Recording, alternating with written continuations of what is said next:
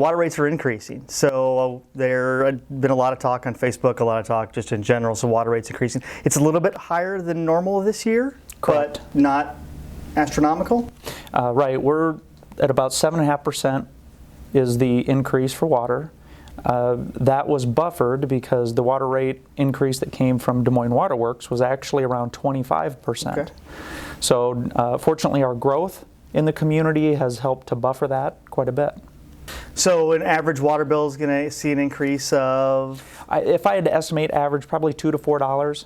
So not a giant increase. Not a giant. I even brought my own, ours is about $133 for July. Okay.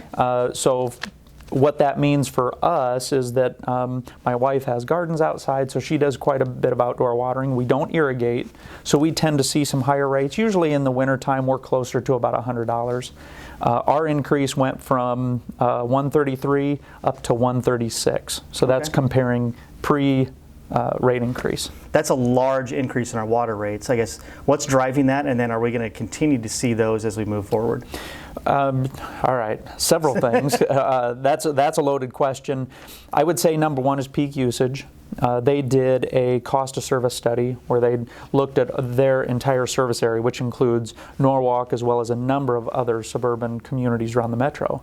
And what they found is that peak usage, so that summertime usage of the suburban areas, is a major factor. The key point to remember, all the pumps, the size of the water mains, the entire infrastructure system that is built is all built to supply water during that peak usage event. So in the middle of the winter, instead of having 80 million gallons of water being pumped, in the winter it comes down to about 45 or 50 million gallons. And that's for their overall system. So you can see that about 30% roughly, that's how much more water is being pumped. Well, the cost to maintain that system is significantly higher to manage 80 million gallons as opposed to 50 million gallons. So part of what Des Moines Water Works is trying to do, just like us, saying to our irrigation customers, you're going to pay a little bit more, they're collectively saying to the suburban communities where there's more irrigation, we need you to pay more. So irrigation meters are the ones that those folks will probably notice a little bit more of an increase than your average water user, correct? Right, because that one we did something unique this year. We adopted what's called a seasonal rate. And the seasonal rate looks at two of our peak usage months of July and August, and it is adding $2 per thousand.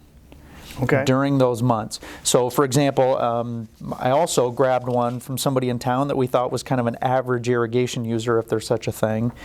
And so for example, last year they paid around $87, and with this increase, they'd pay about $111. Okay. So for them, it is a sizable increase. But the reason we did that is because it's our peak usage, which is primarily is driven by irrigation rates. That's really what drove larger rate increases from Des Moines Water Works, caused us to go over in our purchase capacity. So what we're trying to do is really link up those that are driving those increase in costs and making sure that they're help covering that bill. So moving forward, we talked about irrigation. What's the biggest impact that citizens can have on keeping our water rates lower and seeing potentially less increases as we move on? We love the fact that people have pride in property, the appearance of our community. That's great. The best thing that irrigation customers, because I think irrigation customers could have the single biggest impact on our rates. What they can do is just simply do more to monitor their system. You don't want to starve your lawn, but you got to find that happy medium. If you see water running over your curb, you're probably putting too much water on there. The best advice is just people on irrigation systems, just turn it down a little bit. In the future, where do you see water rates going, and actually water within the metro as the Des Moines Metro and the Des Moines Water Works customers continues to grow that base? A few years ago, Des Moines Water Works told us expect a 10% increase each year.